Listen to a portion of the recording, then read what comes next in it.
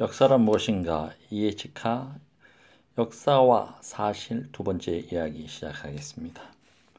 지난 50년 동안 역사란 무엇인가라는 문제에 관해서 상당히 진지한 연구들이 진행되어 왔습니다. 역사 연구에서 사실의 우위와 자율성이라는 학설에 대해서 최초로 도전을 시도한 시기는 1880년대와 1890년대였습니다. 이를 주도했던 국가는 19세기 자유주의의 안이한 지배를 뒤엎느라 분투하지 않으면 안 되었던 독일이었습니다. 이러한 도전을 감행했던 철학자들은 그저 이름만 알려져 있는데 이들 중에서 독일의 철학자인 비네름 딜타이 한 사람만 이 근래 영국에서 뒤늦게나마 주목을 받고 있습니다. 20세기에 이르기까지 영국은 번영과 자신감이 충만해 있어 사실 숭배를 공격하는 이단적인 학설에 거의 주의를 기울이지 않았습니다. 그러나 20세기 초에 이르러 변화의 횃불은 이탈리아로 넘어갔습니다. 이탈리아의 철학자이자 역사가인 크로체가 하나의 역사 철학을 제의하기 시작했던 것입니다. 독일 학자들의 커다란 영향을 받은 크로체는 모든 역사는 현대사라고 선언했습니다. 이 말은 역사는 본질적으로 현재의 눈을 통해 동시에 현재의 문제에 비춰 과거를 봄으로써 성립되며 역사가의 주 임무는 기록에 있는 것이 아니라 평가에 있다는 것이었습니다. 만일 역사가가 평가를 하지 않는다면 무엇이 기록할 만한 가치가 있는지 어떻게 알 수 있겠습니까?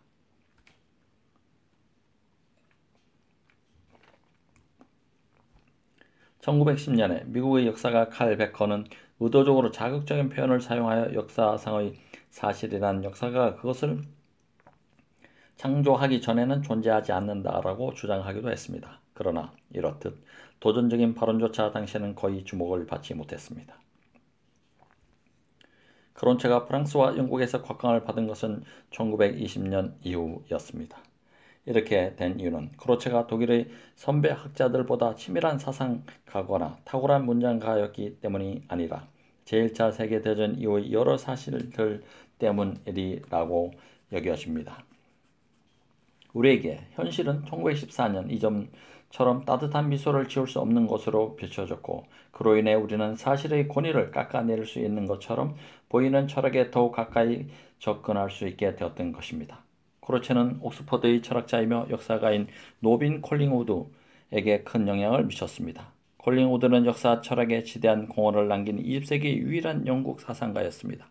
콜링우드는 자신이 계획했던 저작을 체계적으로 완성시키지 못한 채 일찍 세상을 떠났습니다. 그러나 그가 죽은 후 역사 철학을 발표한 논문과 미발표 논문은 역사의 개념이란 책으로 1945년에 출판되었습니다. 콜링우드의 견해는 이런 논지로 요약될 수 있습니다.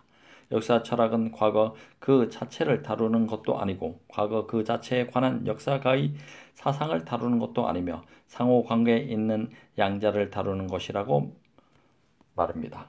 이 말은 현재도 통용되고 있는 역사라는 말이 두 가지 의미를 반영하는 것이기도 합니다. 즉 역사가에 의해서 행해지는 연구와 역사가가 연구하는 일련의 과거 사건들입니다.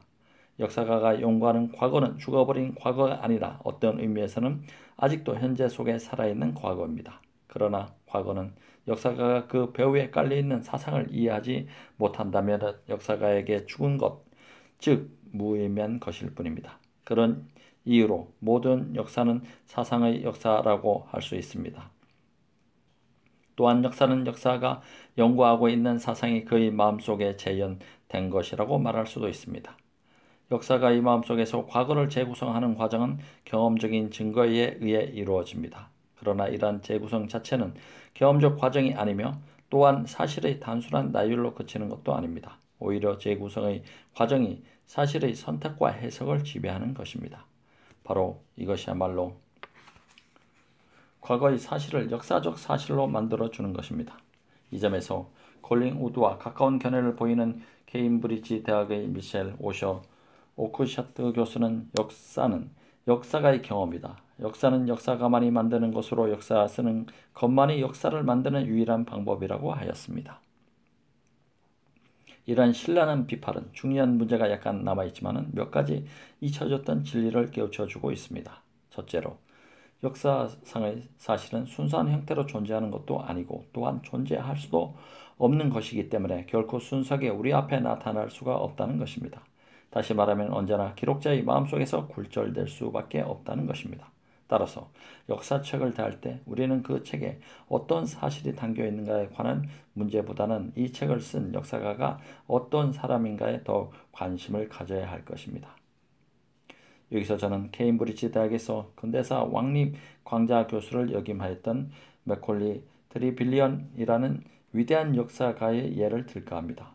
사실 이 강연은 그의 이름과 영예를 기리기 위해 마련된 것입니다. 그는 자서전에서도 밝혔지만 휘그 전통이 상당히 강한 가정에서 자라났습니다. 따라서 제가 그를 휘그 전통에 서있던 최후의 위대한 자유주의적 영국 사상가라 칭해도 그리 어색하지는 않을 것입니다.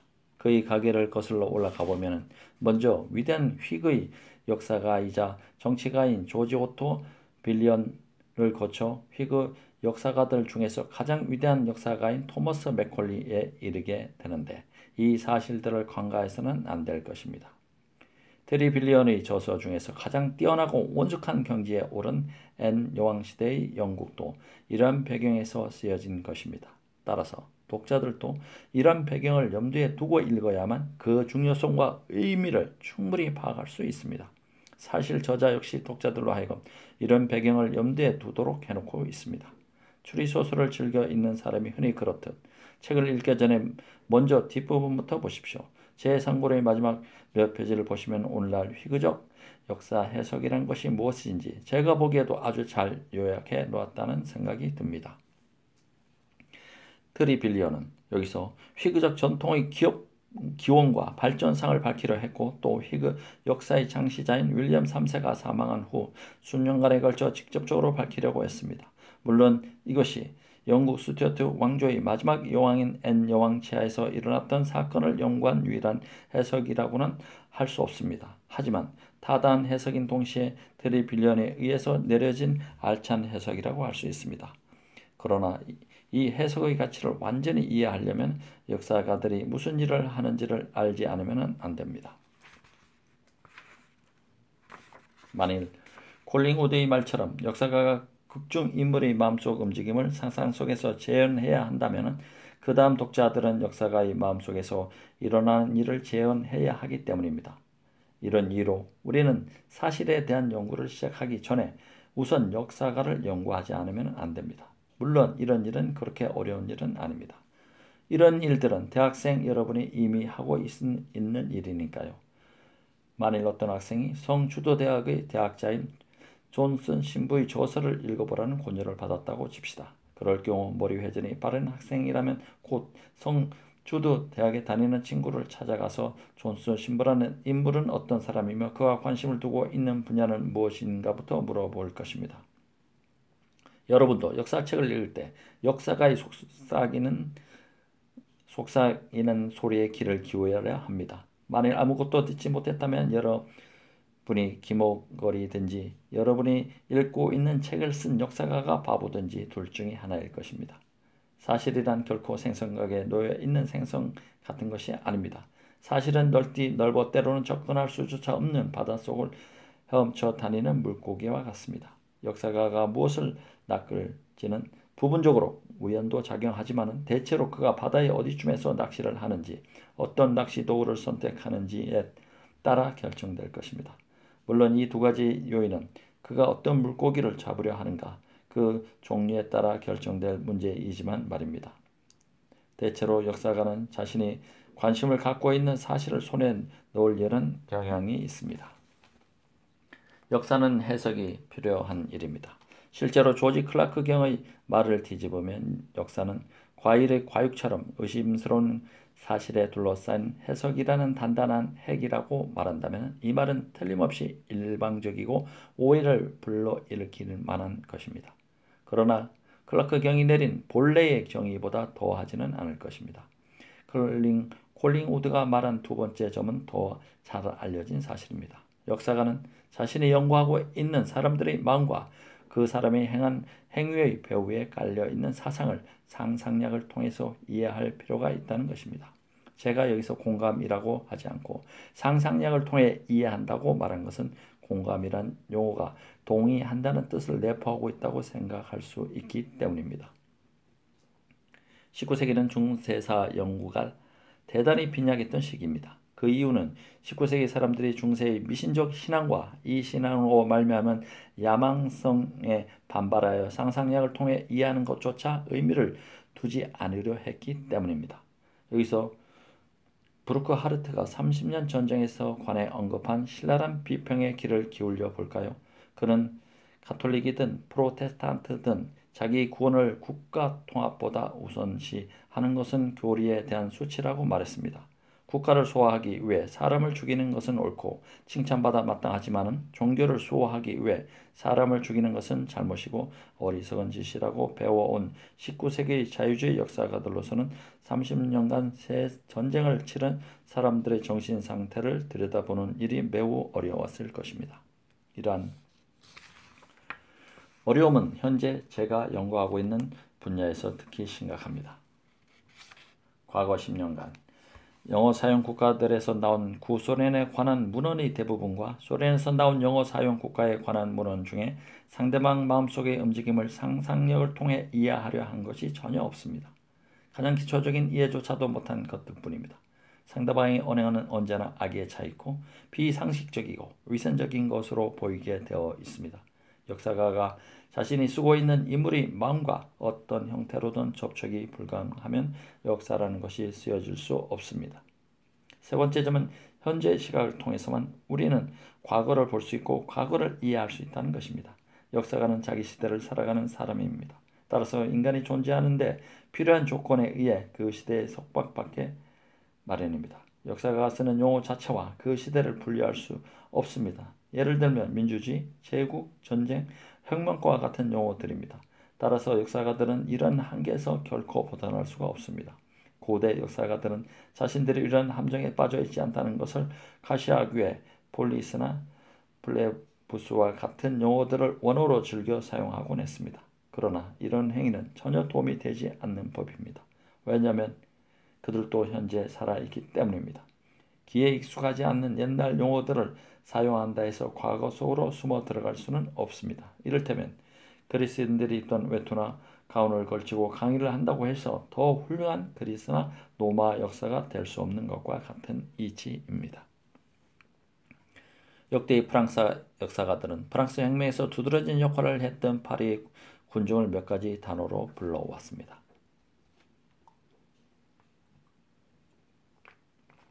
예를 들어보면 레 상쾌 로트, 르 폴풀, 라 카이 이유, 레 블라뉴 등입니다.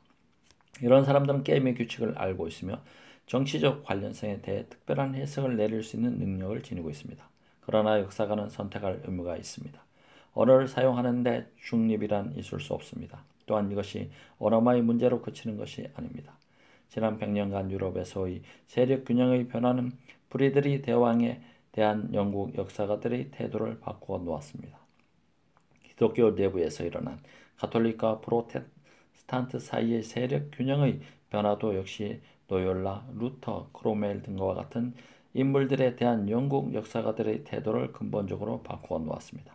프랑스 혁명에 대한 프랑스 역사가들이 지난 40년간에 걸친 업적을 피상적으로라도 알고 있다면 그들이 1917년의 러시아 혁명으로부터 얼마나 큰 영향을 받았는지 알 수 있을 것입니다.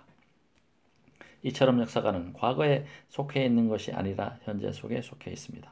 옥스퍼드 대학의 근대사 왕립교수인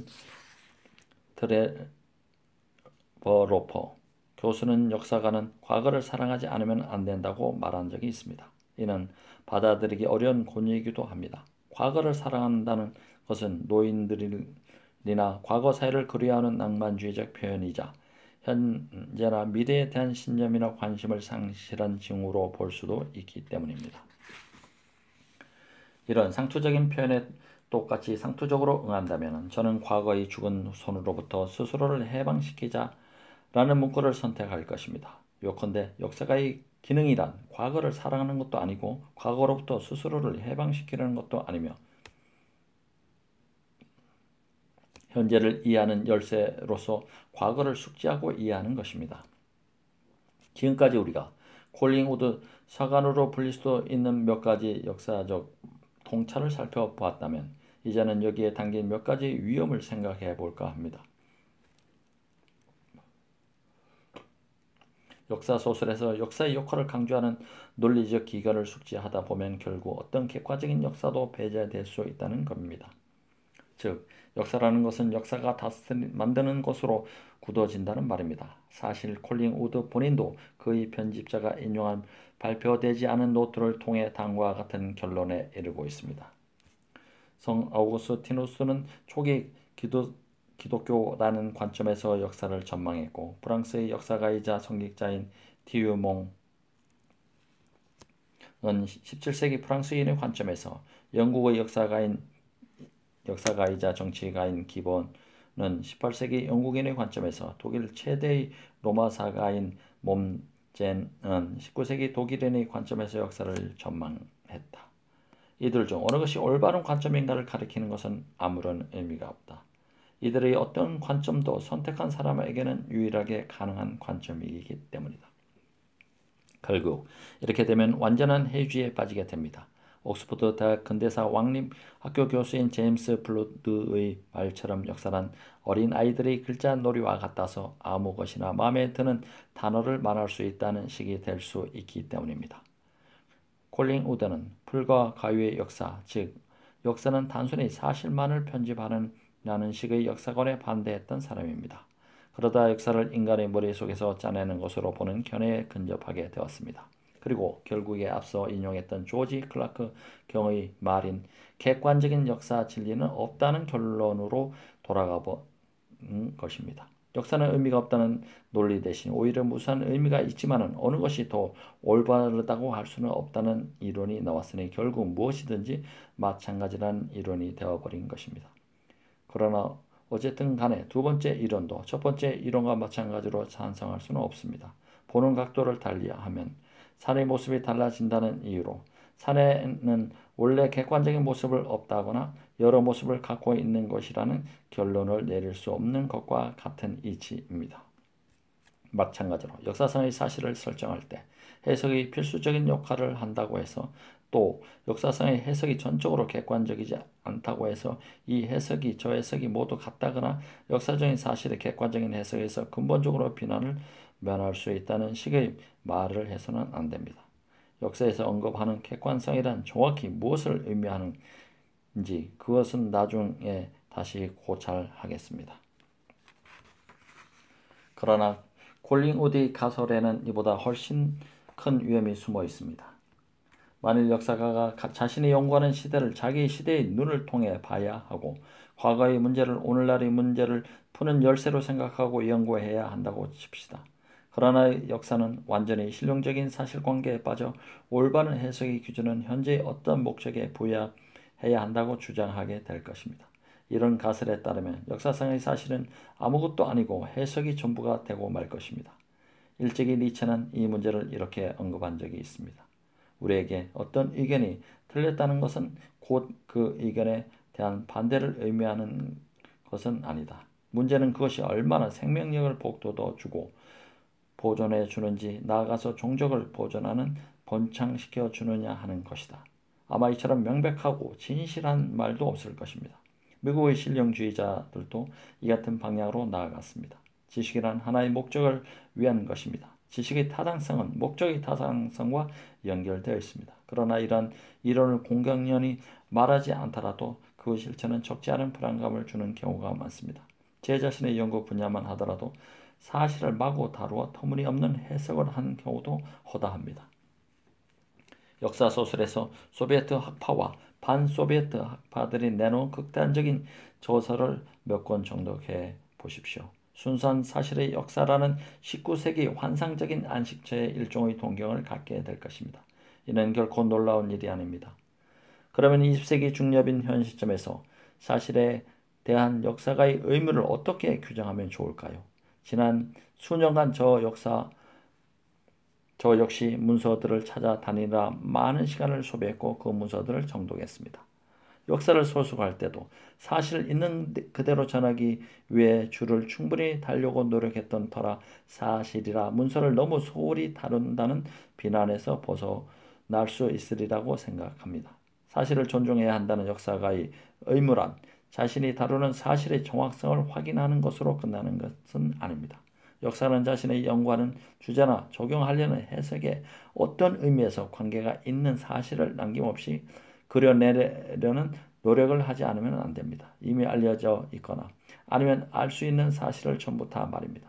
만일 역사가가 빅토리아 시대의 영국인을 도덕적이고 합리적인 인간으로 그려내려고 한다면 1850년에 스톤 니브리지 웨이크스에서 일어난 사건을 잊어서는 안 됩니다. 물론 그렇다고 해서 역사가의 생명이라 할 수 있는 해석이라는 것을 제거해 버려도 상관없다는 이야기는 아닙니다. 비전문가들은 종종 저에게 역사가가 역사를 서술할 때 어떤 식으로 진행하는지 묻곤 합니다. 여기서 비전문가들이란 물론 학문과 관계가 없는 일을 하거나 학문과 관계가 있더라도 분야가 다른 일을 하는 분들을 뜻합니다. 그들은 흔히 역사가들이 사실을 두 개의 단계 혹은 시기로 명확히 나눠놓은 다음 써 나간다고 생각합니다. 말하자면 역사가는 오랫동안 역사적 자료들을 읽고 노트에 사실들을 기록한 뒤 역사적 자료는 옆으로 치워놓은 채 노트를 보면서 원고에 단숨에 써 내려간다는 것입니다. 하지만 이런 과정이 제게는 납득이 가지 않을 뿐 아니라 있을 수도 없는 일이라고 생각합니다. 제 경우를 말씀드린다면 제가 중요하다고 생각하는 것을 조금이라도 읽으면 저는 참지 못하고 그대로 쓰기 시작합니다. 반드시 처음부터 쓰는 것도 아닙니다. 또 어느 부분을 쓰더라도 상관없습니다. 그 다음에는 읽는 것과 쓰는 것을 동시에 병행해 나갑니다. 한편으로는 역사적 자료를 읽고 나가며 써놓은 곳에 덧붙이기도 하지만 삭제할 때도 많으며 때로는 내용을 고치기도 하고 지워버리기도 합니다. 이렇게 글을 쓰면서 무엇을 읽어야 할지 알 수 있게 됩니다. 쓰면 쓸수록 저는 제가 추구하고 있는 것이 무엇인가를 더 명확하게 알게 되고 제가 찾아낸 것의 의미와 중요성을 한층 더 잘 이해할 수 있게 됩니다. 아마 역사가들 중에는 펜이나 종이, 타자기를 사용하지 않고 이런 예비 집필 과정을 모두 머릿속에 그리는 사람도 있을 것입니다. 장기판이나 말에 의지하지 않고 머릿속으로 장기를 두는 사람들과 비슷한 경우겠지만요. 이런 재주가 부럽지 않은 것도 아니지만 저 같은 사람은 도저히 흉내낼 수가 없습니다. 그러나 저는 역사가라고 불리는 사람이라면 소위 경제학자가 토익과 결과라고 부르는 두 개의 과정을 동시에 진행하며 실제로는 이것이 한 과정 속에 들어있는 두 개의 부분이라고 확신합니다.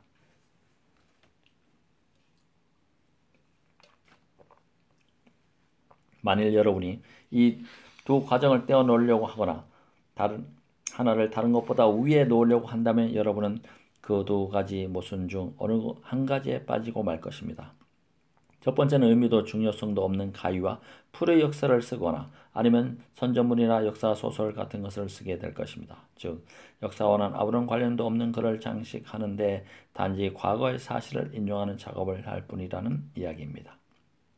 이와 같은 역사가와 역사상의 사실의 관계를 검토해 보면 우리는 두 개의 어려운 이론 사이에서 진퇴유곡에 빠져 아주 불완전한 상태에 도달했다는 것을 알 수 있습니다.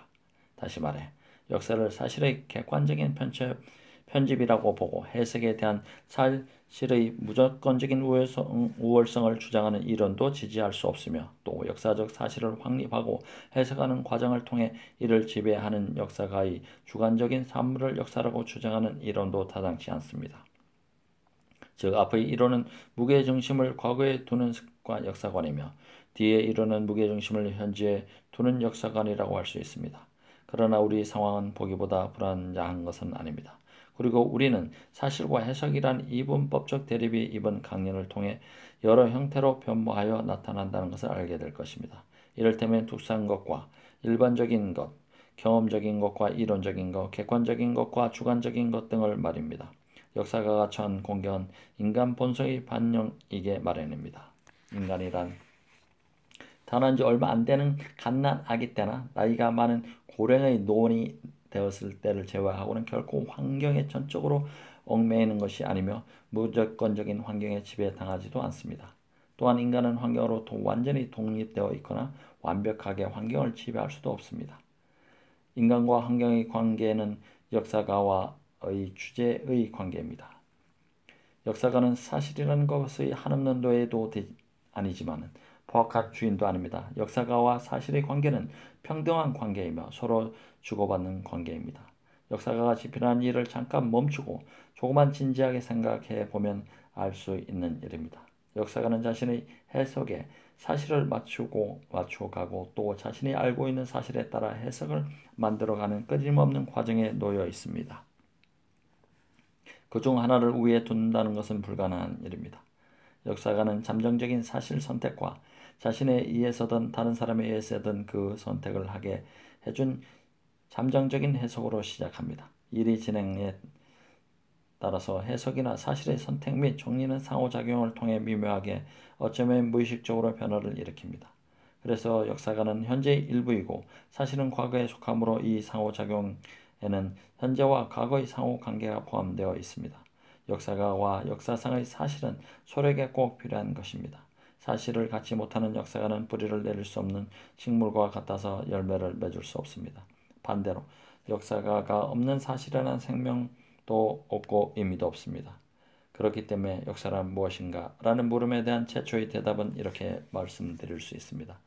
역사란 역사가와 사실관계의 부단한 상호작용의 과정, 즉 현재와 과거의 끊임없는 대화라고 말입니다.